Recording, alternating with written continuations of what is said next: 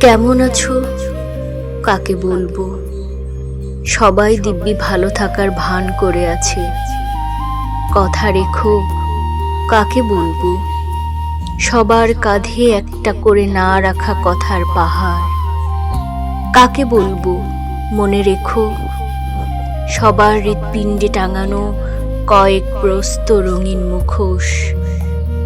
কাকে বলবো তুমি হাত ধরতে জানো? সবার মুঠো ভর্তি স্বপ্ন খুনের ঋণ।